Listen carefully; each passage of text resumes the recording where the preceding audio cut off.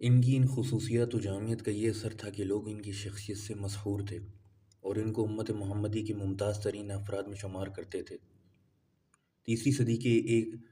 غیر مسلم فلسفی ثابت بن قرہ کا مقولہ ہے کہ امت محمدیہ کی چند ممتاز ترین شخصیتوں پر دوسری امتوں کو رشک آنا چاہیے۔ ان میں سے حسن بصری بھی ہیں۔ مکہ معظمہ ہمیشہ سے عالم اسلام کا مرکز ہے، وہاں ہر فن کے صاحب کمال آتے رہتے ہیں، لیکن اہل مکہ بھی حسن بصری کا علم دیکھ کر ان کی تقریریں سن کر ششدر رہ گئے، ہم نے ان جیسا آدمی نہیں دیکھا۔ حسن بصری کے مواعظ دور صحابہ کی قوت و ساطی کا نمونہ ہیں۔ ان میں زیادہ تر دنیا کی بے ثباتی، زندگی کی بے وفائی اور آخرت کی اہمیت کا مضمون، ایمان و عمل کی تلقین، تقوی اور خشیت الہی کی تعلیم، طول عمل اور فریب نفس کی مذمت ملتی ہے۔ اور اس دور میں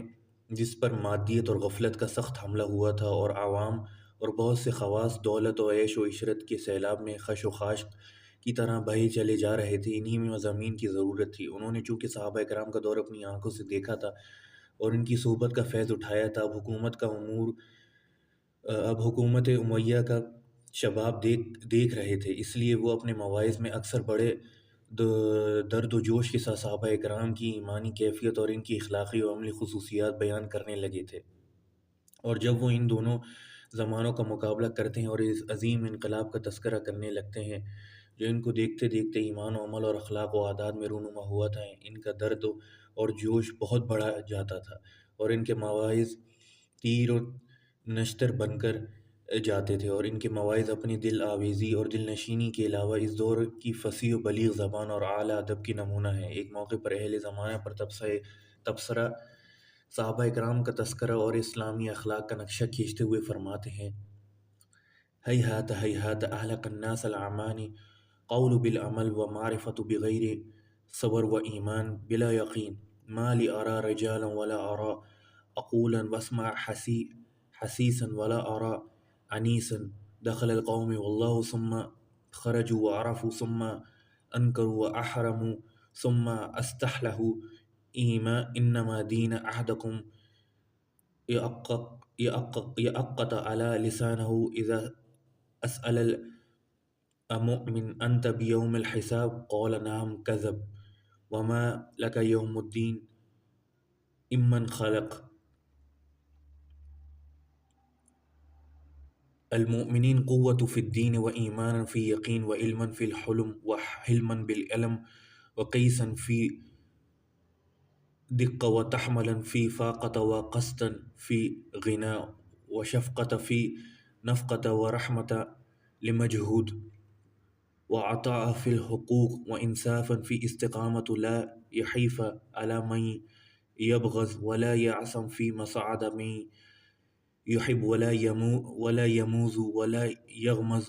ولا يلمز ولا يلغب ولا يلهب ولا يلعب ولا يمشي بالنميمة ولا يتبع ما ليس له ولا يجحد الحق الذي عليه ولا يتجاوز في العذور ولا يشمت بالفجيعة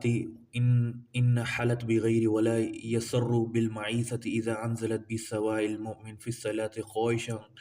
ولا ركوع مصارعا قول شفاعة واصبر واتقي وسكوت فكرة ونظرته عبرة يخالط العلماء لا يعلم ويسكت بينهم لا يسلم ويتكلم ولا يغنم إن أحسن استبشر وإن أساء أستغفر وإن عطب أو أستعتب وإن صفحوا عليه حلما وأن ظلم صابرون يجير عليه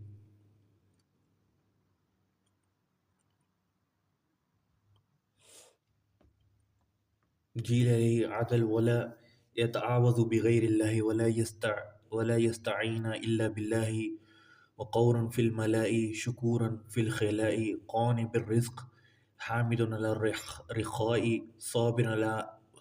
على بلاء إن جلس مع الغافلين كتب من الذاكرين وإن جلس الذاكرين كتب من المستغفرين هكذا كان أصحاب النبي صلى الله عليه وسلم الأول فالأول حتى لحوق بالله عز وجل وهكذا كان المسلمون من سلفكم صالح وأنما غيركم غیر بکم لما غیرتهم ان اللہ لا یغیر ما بقوم حتى یغیروا ما بانفسکم واذا اراد اللہ بقوم سوءا فلا مرد له وما لهم من دونه من وال۔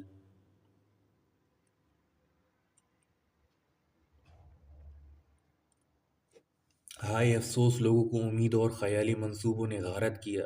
زبانی باتیں ہیں عمل کا نشان نہیں، علم مگر صبر نہیں، ایمان مگر یقین سے خالی، آدمی بہت نظر آتے ہیں مگر دماغ نایاب، آنے جانے والوں کا شور ہے مگر ایک بندہ خدا خدا کا ایسا نظر نہیں آتا جس سے دل لگے۔ لوگ داخل ہوئے اور پھر نکل گئے، انہوں نے سب کچھ جان لیا پھر مکر گئے، انہوں نے پہلے حرام کیا پھر اس کو حلال کر لیا، تمہارا دین کیا ہے؟ زبان کا ایک چٹخارا رہ رہ اگر پوچھتا جاتا ہے کہ کیا تم روز حساب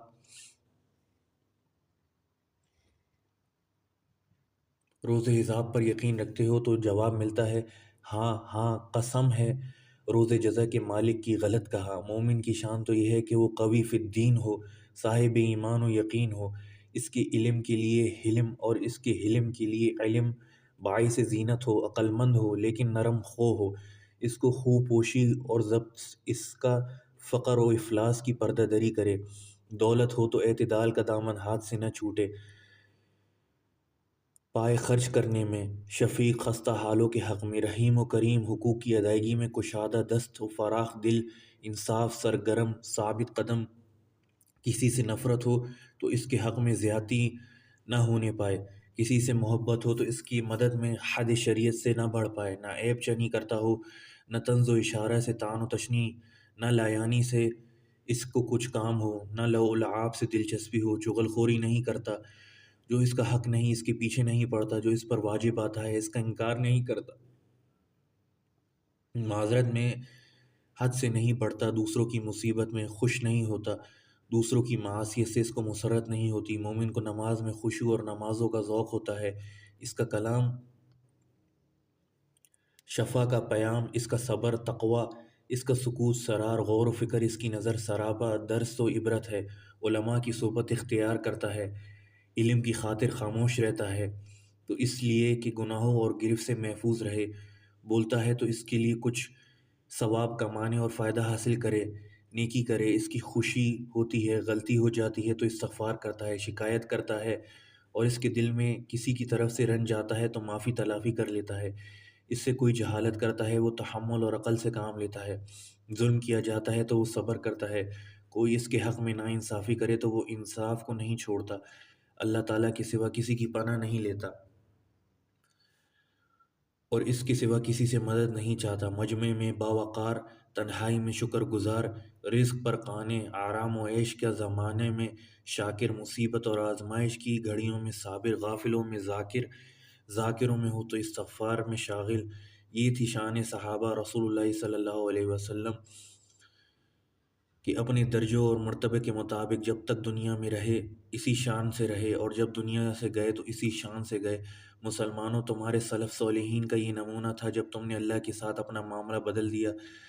تو اللہ نے